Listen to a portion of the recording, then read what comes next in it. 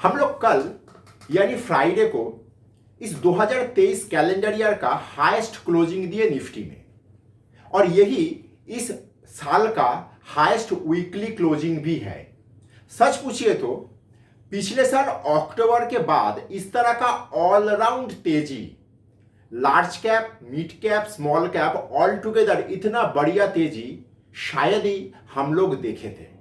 तो ऐसे एक बहुत सुंदर तेजी का माहौल में एक बार अगले हफ्ते का मार्केट व्यू ले लेते हैं।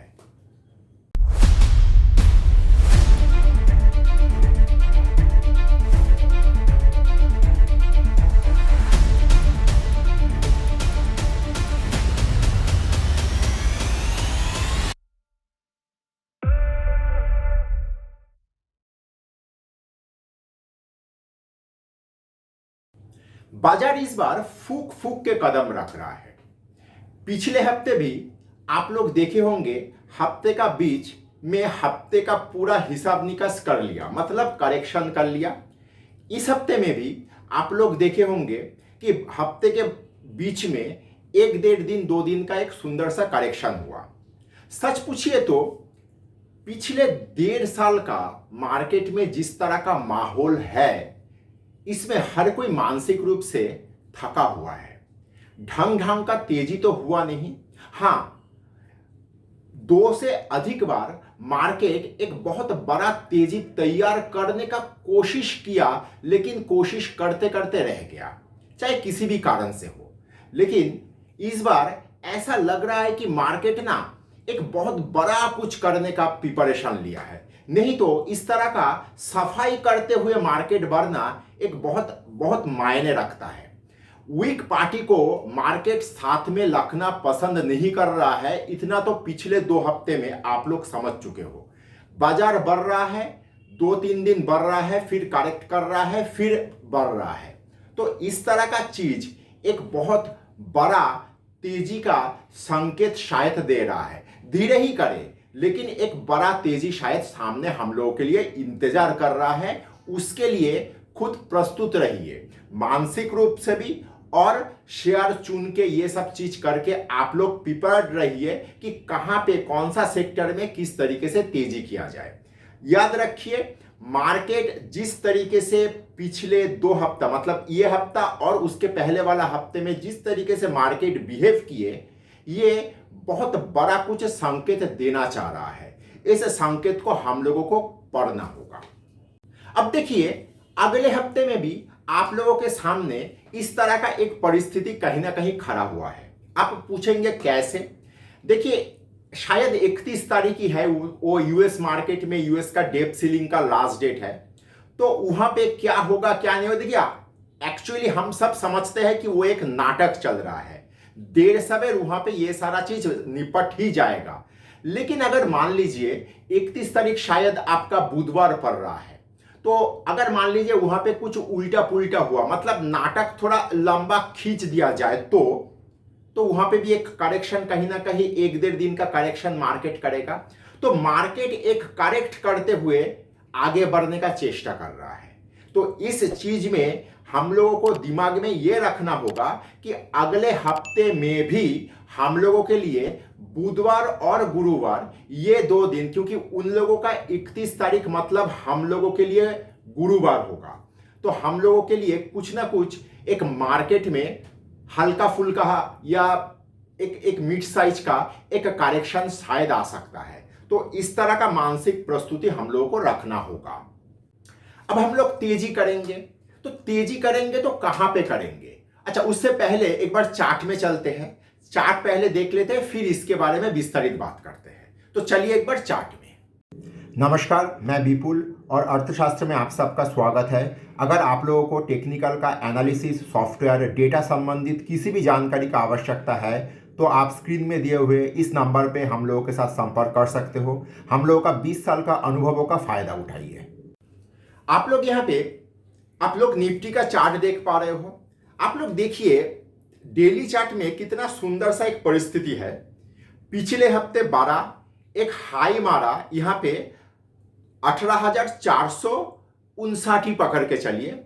फिर 3 दिन का सुंदर एक करेक्शन हुआ, नीचे एक बॉटम तैयार किया, 18,060, वहां से मार्केट बढ़ा, इस हफ्ते ऊपर में गया, वहां से एक करेक्ट किया, नीचे आया और 18,200 में बहुत बढ़िया तरीके से सपोर्ट लिया। यहां तक तो सब कुछ ठीक है, लेकिन मजेदार बात देखिए, कल फ्राइडे को मार्केट में जो एक निफ्टी के हिसाब से एक ब्रेकआउट हुआ, ये ब्रेकआउट में मार्केट मतलब निफ्टी लास्ट दो पीक को एक साथ क्रॉस किया। ये जो पीक तैयार किया था, एक छोटा सा पीक, इस पीक को भी क्रॉस किया और ये वाला पीक को भी क्रॉस किया, तभी ना ये इस साल का हाईएस्ट क्लोजिंग मेंटेन किया और वीकली में भी ये हाईएस्ट क्लोजिंग बन रहा है। अगर हम लोग इसको वीकली चार्ट में जाके देखें तो वीकली चार्ट में देखिए, पहला चीज, पिछले जो कैंडल था, पिछले वीक का जो कैंडल था उसका लो से ऊपर इस वीक का लो पड़ा, उसके हाई से ऊपर इस वीक का हाई पड़ा और उसका क्लोजिंग के ऊपर तो इस हफ्ते का क्लोजिंग रहा है। तो इस तरह का इन गियर पैटर्न में हम लोग एक आगे का हफ्ते में मतलब कमिंग वीक में एक बहुत बढ़िया तेजी प्रेडिक्ट करने के जगह पे है। इसके लिए बहुत अधिक मेहनत करने का आवश्यकता नहीं, हम लोग सामने का हफ्ते में बहुत अच्छा एक तेजी एक्सपेक्ट करेंगे। अगर वीडियो आप यहाँ तक देख चुके हो तो कृपया लाइक और सब्सक्राइब करिए और दोस्तों के साथ शेयर करिए, क्योंकि खुशियां और ज्ञान बांटने से बढ़ता है। अब तेजी करेंगे तो कहां करेंगे, यह बुनियादी सवाल है। देखिए, बैंक और आईटी, इन दोनों सेक्टर में आंख जमा लीजिए। देखिए, ये दोनों सेक्टर बारी बारी से पूरा मार्केट को चला रहा है और चलाएगा भी। आप लोगों को याद होगा 90s के दशक में ब्राजील टीम में दो फॉरवर्ड हुआ करता था, एक है बेबेतो और दूसरा है रोमारियो। मैं हालांकि ब्राजील का सपोर्टर था नहीं, लेकिन इन दोनों का जो जुगलबंदी होता था वो बहुत ही देखने लायक हुआ करता था और उसके लिए रात रात भर जागा जा सकता था। इस बार में भी हम लोग बैंक और आईटी में इस तरह का एक जुगलबंदी जैसा चीज देख रहे हैं। जिस दिन आईटी कमान संभाल रहा है उस दिन बैंक कुछ नहीं कर रहा है, या दिन का एक हाफ में आईटी खेल रहा है, दूसरे हाफ में बैंक चल रहा है, इस तरह का चीज चल रहा है। तो बैंक और आईटी में पूरा ध्यान केंद्रित कर दीजिए, खास करके मिड कैप आईटी।